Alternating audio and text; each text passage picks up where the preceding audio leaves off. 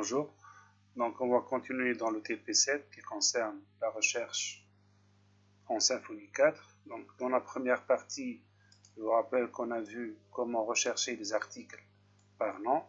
Alors aujourd'hui, on va voir comment rechercher les articles par catégorie. Donc on s'est arrêté ici. Donc question 6, on va commencer par créer une classe manuellement sans utiliser la commande PHP donc bconsole make entity. Alors, la classe va s'appeler category search. Donc cette classe, je vais la créer au niveau du dossier entity. Donc ici, new file category search.php. Alors le contenu de cette classe, donc cette classe va nous servir à rechercher donc les articles par catégorie.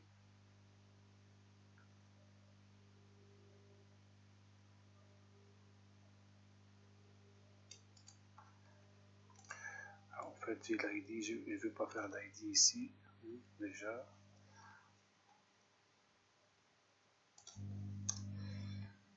Je prends donc ce code là,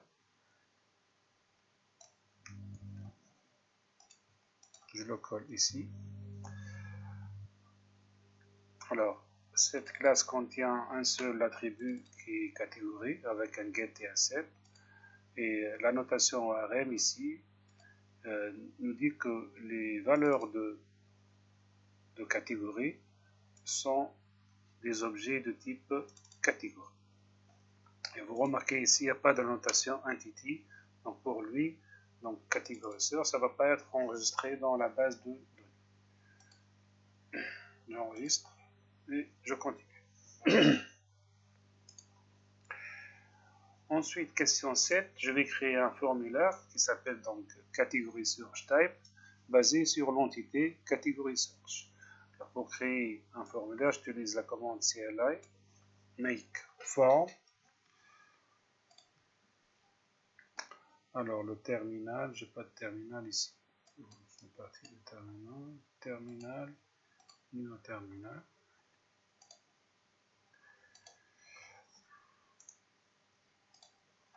Make form.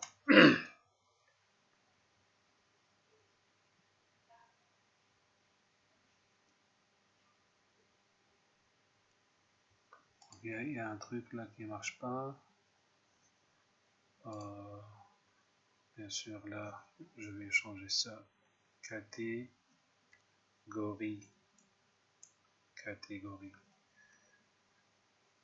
Je vais changer ça.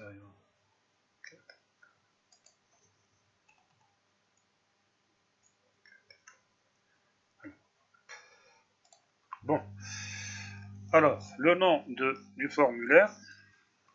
Catégorie search.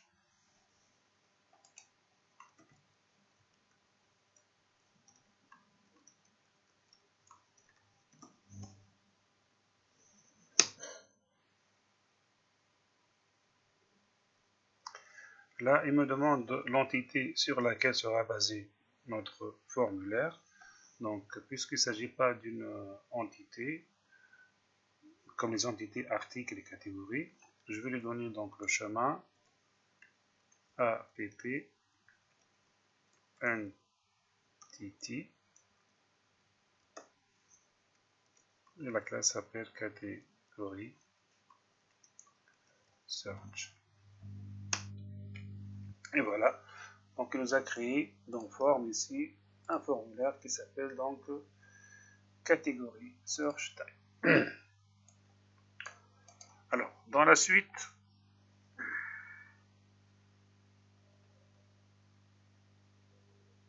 c'est ça, catégorie search type.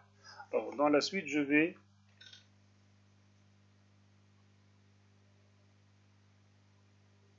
catégorie search type. Et voilà.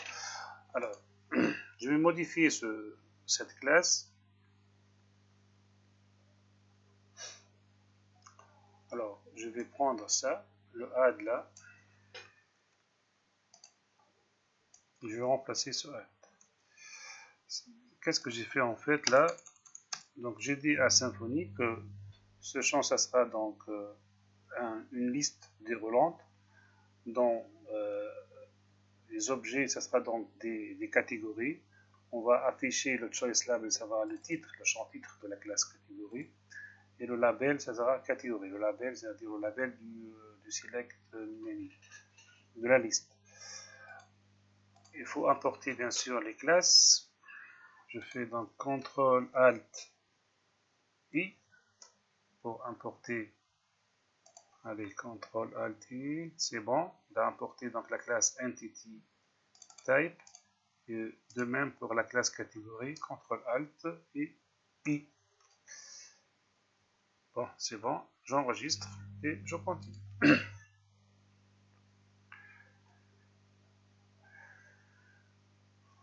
Bon, question 8. Maintenant, on va modifier notre contrôleur, index control. Je vais donc ajouter donc la fonction qui s'appelle article par catégorie. Je prends ce code-là. C'est comme on l'a fait pour la recherche par nom. Je prends ce code. Je vais ouvrir mon index control.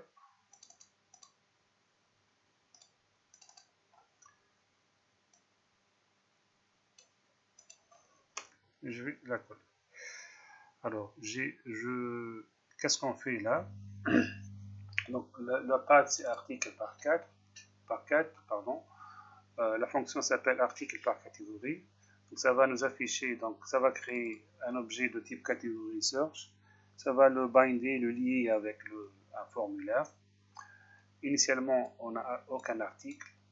On va laisser donc l'utilisateur choisir un article, une catégorie. Et si la catégorie n'est pas vide, je vais prendre les articles de cette catégorie-là. Sinon, si la catégorie elle est vide, je vais afficher tout, c'est-à-dire je vais lancer un find all sur les articles. Bien sûr, il faut mettre les use. Alors, les use de cette classe-là, CTRL ALT I, et de cette classe-là, catégorie search, CTRL ALT I. Sinon, vous pouvez toujours faire, bien sûr, copier-coller de ces deux uses-là. J'enregistre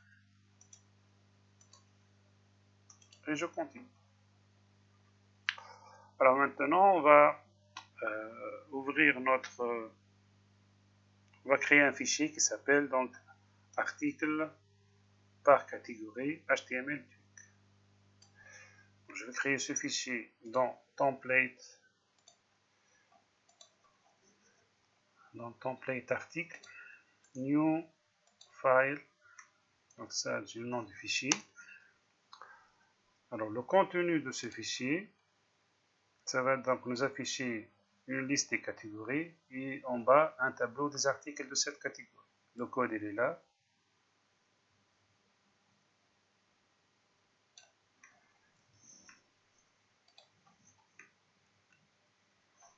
Et voilà. Et j'enregistre. Alors, dernière chose à faire avant de tester, on va aller dans notre navbar. On va ajouter dans le menu, on va ajouter ça, une ligne pour accéder à la vue article par catégorie.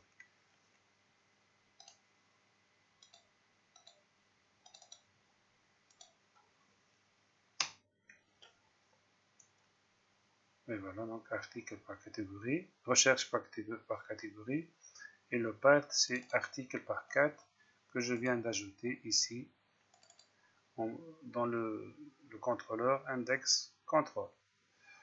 Alors normalement on peut tester là, je vais enregistrer bien sûr. Alors je vais faire un refresh sur mon projet.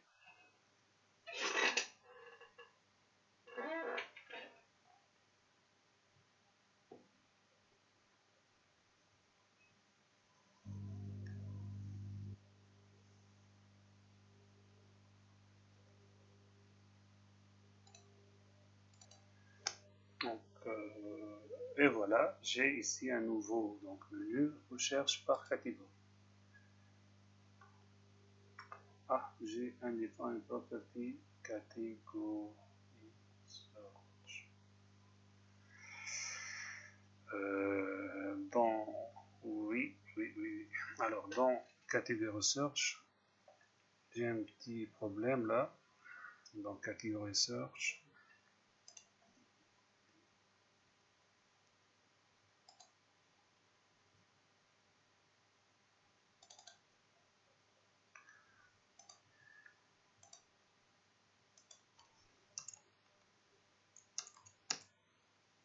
catégorie.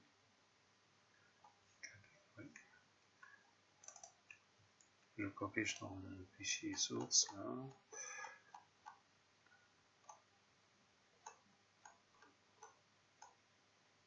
Il n'y a pas de problème ici, catégorie. Alors j'enregistre et je teste.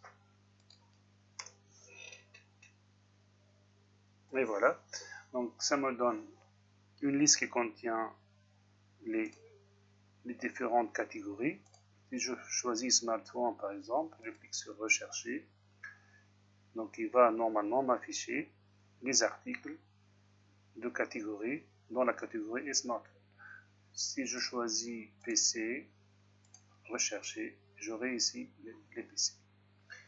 Donc comme ça on a terminé donc la recherche par catégorie. Alors qu'est-ce qu'il nous reste dans ce TP? On a fait la recherche par nom, la recherche par catégorie, et il me reste la recherche par prix.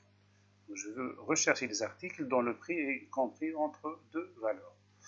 Donc pour faire ça, je vais passer donc à la rubrique recherche par prix. Et voilà, question 12. Donc comme d'habitude, je crée mon entité price search.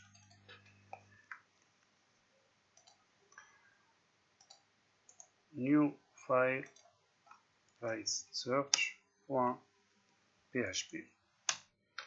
Alors c'est une classe qui contient deux attributs, le prix minimum et le prix maximum, qu'on va entrer grâce à un formulaire.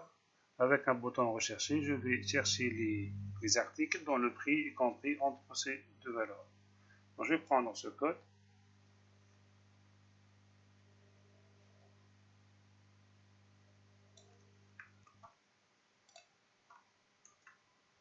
Donc c'est une classe simple avec deux attributs et des getters et des setters, max, min, price et max, max. Ensuite, je vais créer maintenant, comme j'ai fait pour les autres attributs, je vais créer un formulaire qui est basé sur price search.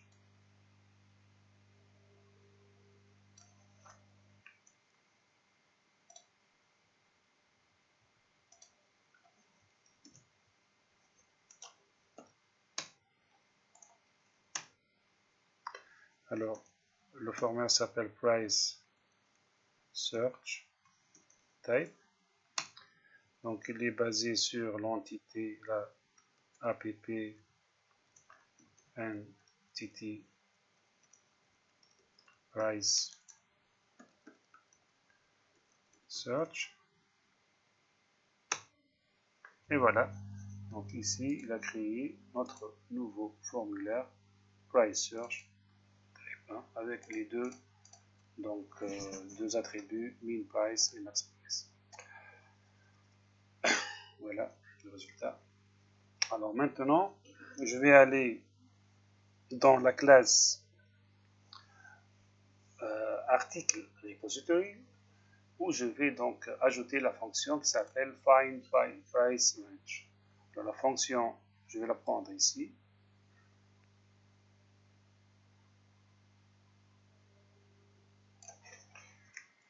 Donc c'est la première fois que j'utilise un repository. Alors les classes repository, c'est des classes qui servent à interroger les entités. Donc il y a un langage assez spécial, c'est le langage de doctrine, qui remplace en quelque sorte SQL, qui permet de manipuler directement des entités. Si vous voulez, c'est l'équivalent de JPQL si vous travaillez avec des entités en Spring ou en JPL. Alors, je vais coller cette fonction ici. Alors, je vais essayer de l'expliquer un peu. Donc, c'est une fonction qui accepte deux paramètres, le min value et max value, valeur minimale et valeur maximale. Alors, qu'est-ce qu'elle retourne? Donc, je vais créer une query, une requête. Je l'appelle ici A, je peux l'appeler autrement. Endware, c'est-à-dire je vais ajouter des conditions. Le prix doit être supérieur à la valeur min. Deux points, là c'est pour vous dire qu'il s'agit d'un paramètre. Même chose pour la ensuite, cet paramètre, j'affecte au paramètre minval, je lui affecte le paramètre ici minvalue, le paramètre de la fonction. Même chose pour le max, je fais la même chose pour le max. La condition, et j'affecte la valeur du paramètre. Order by, c'est comme l'order by de SQL, je trie par ID dans l'ordre croissant.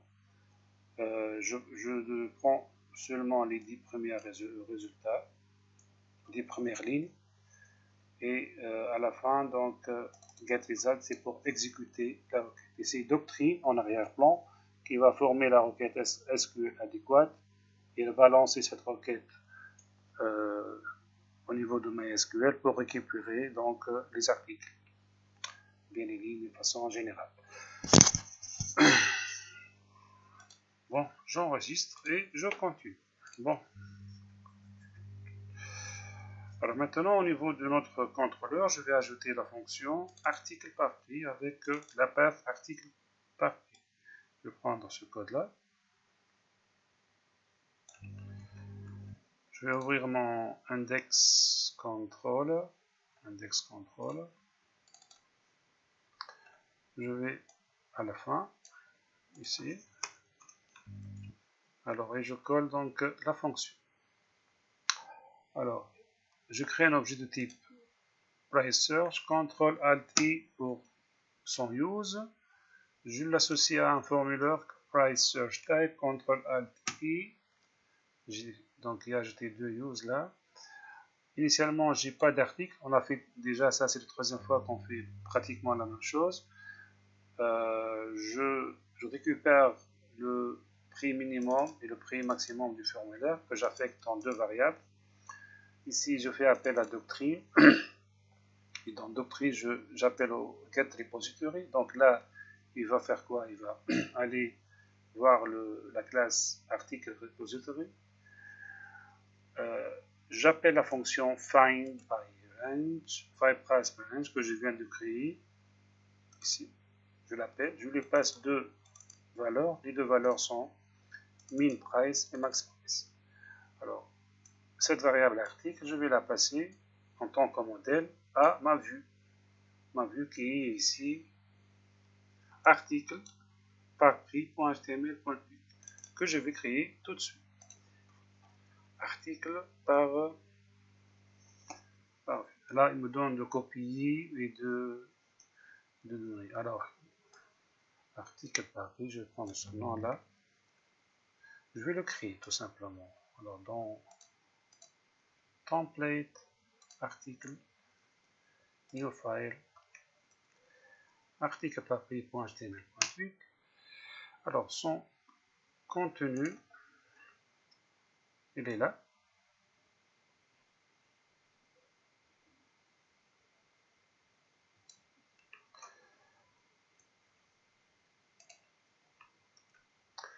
Alors, c'est quoi ce contenu? C'est comme d'habitude, j'ai un formulaire là où j'ai deux inputs, min price et max price, et un bouton de submit qui s'appelle donc rechercher.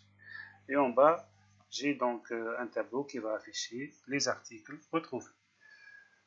Save all. Dernière chose à faire avant de tester, je vais aller bien sûr modifier dans mon menu dans la navbar. Je vais ajouter ça. C'est un lien qui va nous afficher la page article par prix. j'ouvre mon navbar, il est là, dans Ink, navbar, coller. Voilà. Donc, rechercher par prix. Donc, et lorsque je clique sur rechercher par prix, il va donc appeler la page article par prix que je viens de créer tout à l'heure dans mon index contrôle. Alors normalement tout va bien. Je vais tester. Allez, je vais tester. Je reviens donc sur la racine de mon projet. Alors recherche par prix, elle est là. Et voilà, il me donne deux prix. Alors par exemple, les prix entre 1000 et 8000. Normalement, il va m'afficher les deux. Alors, si je veux afficher seulement celui-là, donc entre 1000 et 5000, rechercher, et voilà. Si je veux afficher l'autre, entre 5001 et 8000, et voilà, ça marche en un. Donc, comme ça, on a terminé donc, le TP qui concerne donc la recherche en Symfony 4. Donc, je vous rappelle ce qu'on a fait dans la partie 1.